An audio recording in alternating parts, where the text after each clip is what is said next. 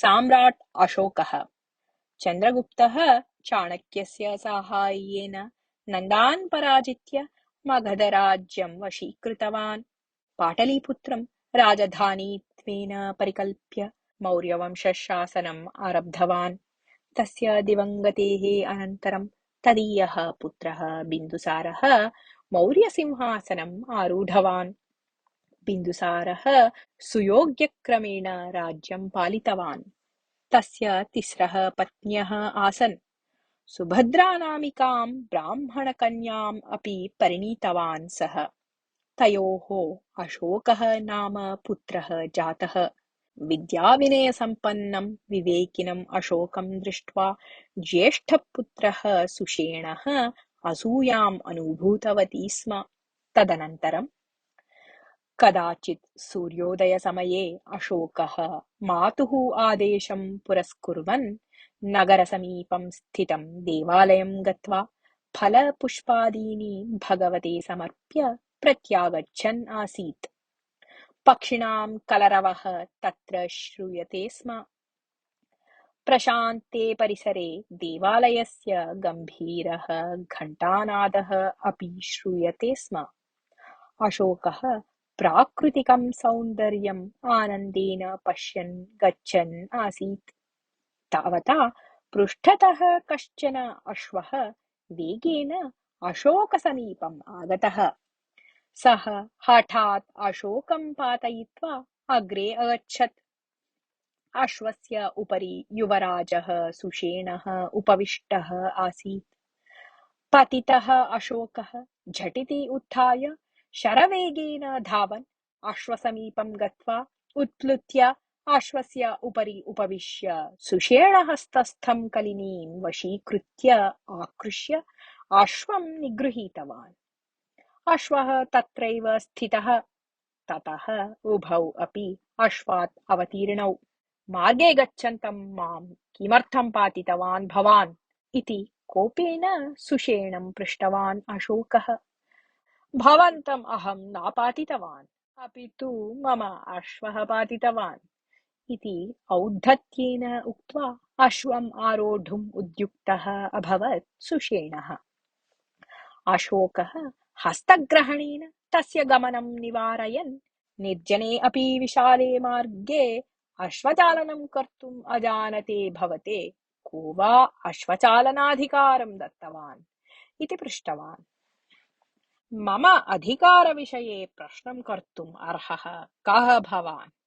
अहं कः इति जानाति खलु भवान्? इति दर्पेण पृष्टवान् सुषेणः। कुतो न? सर्वथा अप्रयोजकः गर्वितः राजकुमारापसदः भवान्। भवान् मम अग्रजः इत्यतः त्यजामि भवन्तम्। अन्यथा आजन्म भवान् यथा स्मरेत् तथा दण्डनम् अकरिष्यम् इति उक्तवान् अशोकः। भाविराजं मां भाययति किम्?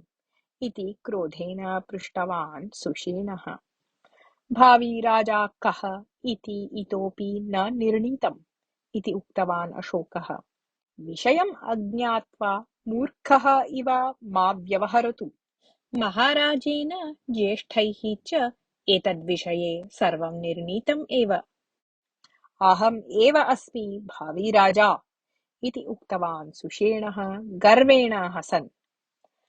यः राजा भवितुम् इच्छति तेन सर्वदौ शिष्टव्यवहारः ज्ञातव्यः।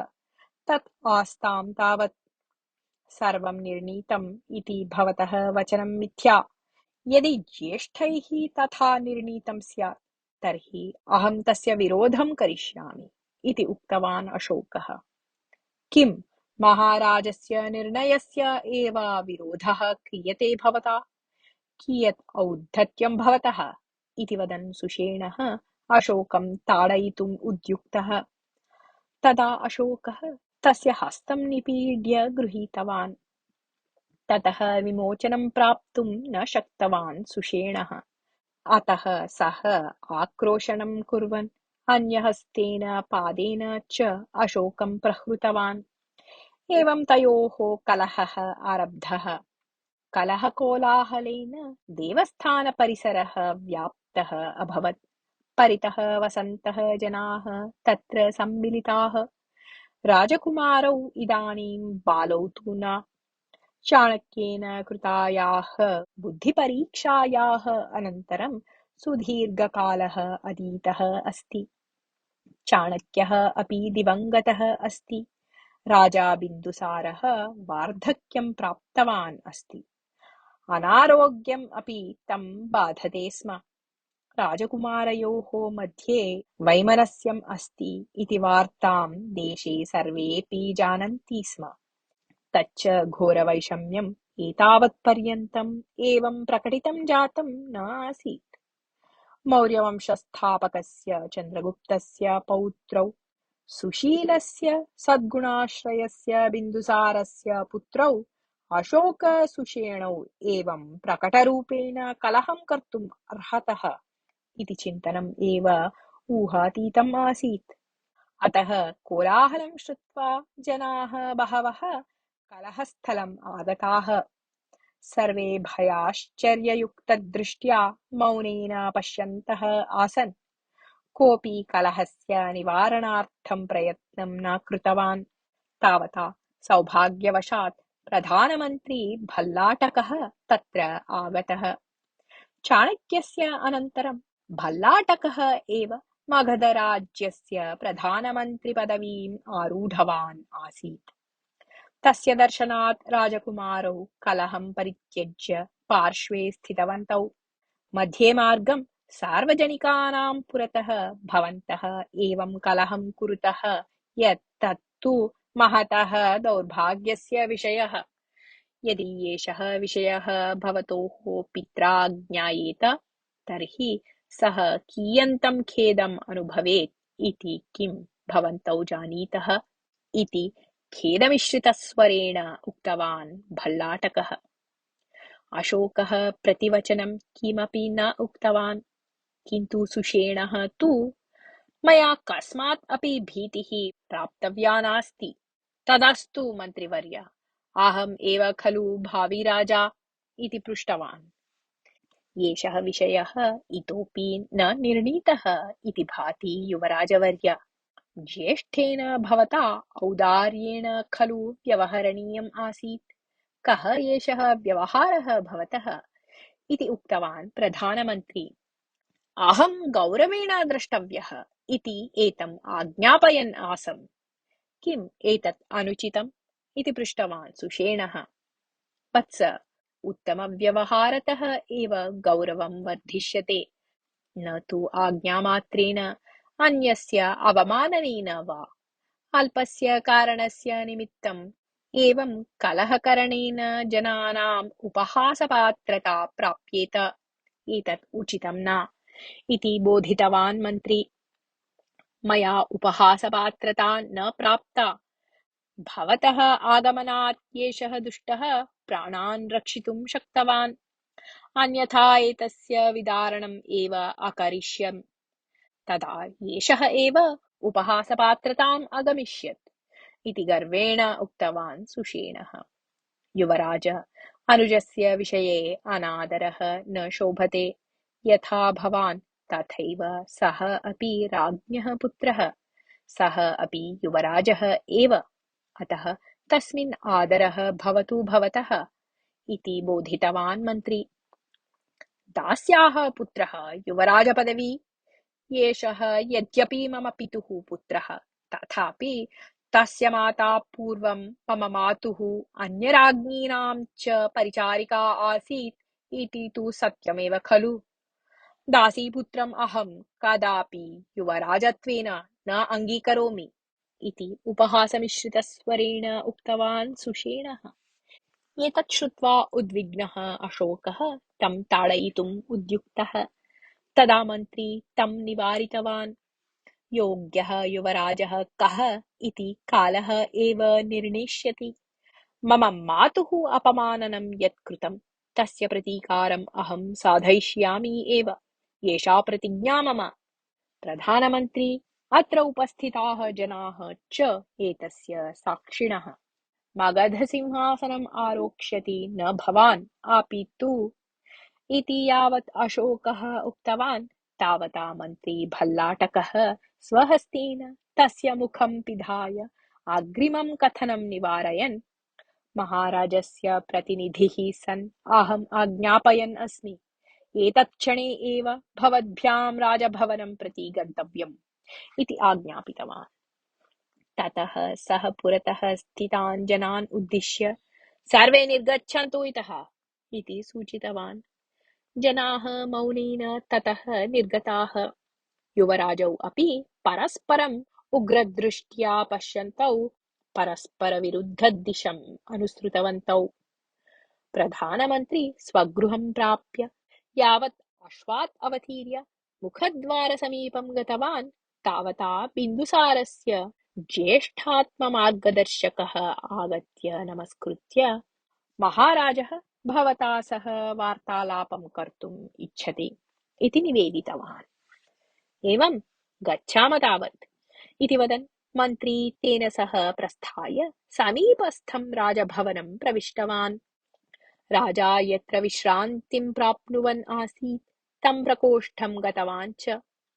राजा बिन्दुसारः विशाले प्रकोष्ठे तल्पे शयानः आसीत्। तस्य पुरतः कश्चन अधिकारी स्थितः आसीत्। मन्त्री तत्र आगत्य राजानं नमस्कृत्य आसने उपविष्टवान्। तदा राजा तम् उक्तवान्, मन्त्रिवर्य, अद्य काचित् अशुभवार्ता श्रुता मया। तक्षशिलातः आगतः एषः अधिकारी तां वार्तां भवन्तं श्रावयिष्यति इति। अधिकारी मन्त्रिणं नमस्कृत्य उक्तवान्, मन्त्रिवर्य, नन्दगुप्तमहाराजः तक्षशिलाराज्यं जित्वा स्वप्रतिनिधिं तत्र नियोजितवान् आसीत्। अद्यावधि तत्र कोऽपि क्लेशः न दृष्टः आसीत्। राज्यशासनं सुचारुरीत्या प्रचलत् आसीत्। किन्तु इदानीं तत्र राजविरोधः उत्पन्नः दृश्यते। मगधराज्यात् पृथक् भवितुं प्रयत्नं कुर्वन्तः सन्ति केचन इति। एवम् आश्चर्यकरी वार्ता एषा इति उक्तवान् प्रधानमन्त्री। तक्षशिलाप्रजानां विषये भवद्भिः कोऽपि अपकारः न कृतः, अतः भवन्तः चिन्तयन्ति यत् आश्चर्यकरी वार्ता एषा इति। किन्तु राजप्रतिनिधिः वयं च अत्र आश्चर्यं किमपि न पश्यामः, यतः ग्रीक् जनाः राजविरोधिनां प्रोत्साहनं कुर्वन्तः सन्ति। चन्द्रगुप्ततः प्राप्तः पराजयः तैः इतोपि न विस्मृतः। अतः इदानीं ते प्रतीकारं साधयितुम् इच्छन्तः पीडाम् आरब्धवन्तः सन्ति। मगधराज्यं छिन्नविच्छिन्नं करणीयम् इति तेषाम् इच्छा इति उक्तवान् अधिकारी। राजविरोधः कीदृशः अस्ति इति पृष्टवान् प्रधानमन्त्री। विरोधिनायकाः प्रकटरूपेण कुत्रापि न दृश्यन्ते। निलीय तिष्ठन्तः ते वणिजः गण्यान् च राजविरोधार्थं प्रोत्साहयन्तः सन्ति। अधिकारिणां गृहाणि लुण्ठयित्वा अग्निना दहन्तु इति सामान्यजनान् प्रेरयन्तः सन्ति ते। प्रजाभिः अस्माकं सैनिकाः बहवः मारिताः। परिस्थितिः दिने दिने विषमतां गच्छन्ती अस्ति इति उक्तवान् मन्त्री। राजविरोधिनः एतावता एव हिंसाकृत्यम् आरब्धवन्तः सन्ति इत्यतः दण्डोपायात् ते न अन्या गतिः इदानीम् इति स्वगतं वदन् मन्त्री राजानम् उद्दिश्य, प्रभो, सेनाधिपतिः आज्ञापनीयः यत् तक्षशिलां प्रति गमनार्थं सैन्यं सज्जीकरणीयम् इति सूचितवान्। पूर्वजैः असाधारणेन पराक्रमेण प्रतिष्ठापितं राज्यं मम शासनकाले छिन्नविच्छिन्नं यथा न भवेत् तथा रक्षणं मम दायित्वम्। प्रवर्तमानं राजविरोधं दृष्ट्वा अपि अहं मौनं स्थातुं न शक्नोमि। अतः अहमेव ससैन्यं गत्वा तान् दुष्टान् दण्डयिष्यामि इति वीरावेशेन उक्तवान् राजा बिन्दुसारः। महाराज, भवतः चिन्तनं युक्तम् एव। किन्तु एतद्विषये अहं किञ्चित् निवेदयितुम् इच्छामि। भवतः 6 पुत्राः सन्ति। तेषु कश्चित् सैन्याधिपतिः भवतु। पुत्रेण युद्धं कृतं चेत् पित्रा एव कृतम् इव इति सूचितवान् मन्त्री। कीदृशी आघातकरी वार्ता एषा! युवराजस्य सुषेणस्य पट्टाभिषेकः करणीयः इति यावत् अहं चिन्तयन् आसम्, तावता एषा विपत्तिः आपतिता इति खेदेन दीर्घं निश्वसन् उक्तवान् बिन्दुसारः। प्रभो, पट्टाभिषेकार्थं किञ्चित् कालं प्रतीक्षा वरम् इति भाति मम। आदौ सुषेणः ससैन्यं गत्वा राजविरोधकृत्यं समूलं निवार्य आगच्छतु नाम। तेन तथा कृतं चेत् तद्विषये प्रजानाम् आदराभिमानादयः वर्धिष्यन्ते इति सूचितवान् प्रधानमन्त्री। राजा प्रतिवचनं किमपि अवदन् मौनम् आश्रितवान्। तदा मन्त्री एव पुनः उक्तवान्, प्रभो, अल्पा विज्ञप्तिः मम।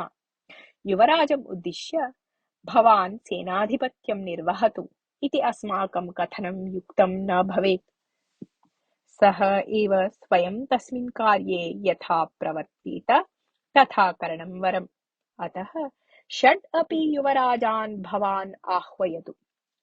तक्षशिलायाम् उत्थितं राजविरोधं निवेद्य भवत्सु कश्चित् सेनाधिपत्यं वहतु इति सूचयाम। सुषेणः ज्येष्ठकुमारः इत्यतः सः स्वयम् एव सेनाधिपत्यं निर्वहेत्। सः मगधराज्यस्य सिंहासनारोहणं चिन्तयन् अस्ति इत्यतः उत्साहेन अत्र प्रवृत्तः भवेत् इति। बिन्दुसाराय प्रधानमन्त्रिणः एषा सूचना अरोचत। सः मन्त्रिणः सूचनानुसारं कर्तुं सिद्धः जातः। 6 अपि युवराजाः तेन आहूताः। तत्र प्रधानमन्त्रिणं दृष्ट्वा सुषेणः क्षणकालं दिग्भ्रान्तः। प्रातः देवालयस्य प्राङ्गणे मम अशोकस्य च यः कलहः प्रवृत्तः तं एषः महाराजं निवेदितवान् स्यात् वा इति सन्देहं प्राप्तवान् सः। राजा तान् उद्दिश्य उक्तवान्, पुत्राः, भवन्तः इदानीं प्राप्तवयस्काः सन्ति। कर्तव्यविवेकवन्तः सन्ति भवन्तः। तादृशस्य विवेकस्य परीक्षाकालः सन्निहितः अस्ति इदानीं। तक्षशिलाप्रदेशे राजविरोधः उत्पन्नः अस्ति इति श्रूयते। तत्र शान्तिसुरक्षिततयोः भङ्गः जातः अस्ति। एषः राजविरोधः उन्मूलनीयः। अतः भवत्सु अन्यतमः ससैन्यं तत्र गत्वा राजविरोधिनः दण्डयित्वा शान्तिं स्थापयित्वा आगच्छेत्। इदानीं वदन्तु, एतत् कार्यं कर्तुं भवत्सु कः सिद्धः अस्ति इति। झटिति सुषेणः अग्रे आगच्छेत् इति चिन्तितवान् आसीत् बिन्दुसारः। किन्तु सुषेणः मौनम् आश्रितवान् आसीत्। अन्ये 4 राजकुमाराः अपि मौनेन स्थितवन्तः आसन्। एतत् सर्वं दृष्ट्वा खिन्नः अशोकः किञ्चित् अग्रे आगत्य, प्रभो, भवतः इङ्गितं शिरोधार्यः आदेशः मम।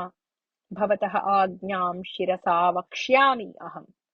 एतस्मिन् कार्ये अहं जयं प्राप्स्यामि इति दृढः विश्वासः अस्ति मम। अतः अनुज्ञां ददातु कृपया। येषोऽहं ससैन्यं प्रस्थानं करिष्यामि इति उक्तवान्। महान् सन्तोषः पुत्रः। भवतः धैर्यम् आत्मविश्वासं च अहम् अभिनन्दामि। विजयं प्राप्य प्रत्यागच्छतु भवान् इति वदन् बिन्दुसारः अशोकं साधुवादेन अभिनन्दितवान्। ततः सः अन्यान् राजकुमारान् उद्दिश्य, अयि मूर्खाः, इतोपि किमर्थं मत्पुरतः स्थिताः सन्ति भवन्तः? इतः निर्गच्छन्तु तावत्। गृहं गत्वा विनोदेन कालं यापयन्तः मूषकाः इव चौर्येण लब्धं खादन्तः जीवन्तु भवन्तः इति कूपेन उक्तवान्। पञ्च अपि राजकुमाराः शिरः अवनमय्य मौनेन ततः निर्गताः। अशोकः पितरं प्रणम्य पितुः आशीर्वादम् अनुज्ञां च प्राप्य ततः निर्गतवान्। पूज्यः गुरुवर्यः चाणक्यः यत् उक्तवान् तत् अवितथम् एव जातम्। मम पुत्रेषु अशोकः एकः एव श्रेष्ठः शूरः च इत्येतत् अद्य प्रमाणितम् अभवत् इति मन्त्रिणम् उक्तवान् बिन्दुसारः। तस्य मनसि किमपि गूढचिन्तनं प्रवर्तमानम् आसीत् अनुवर्तते।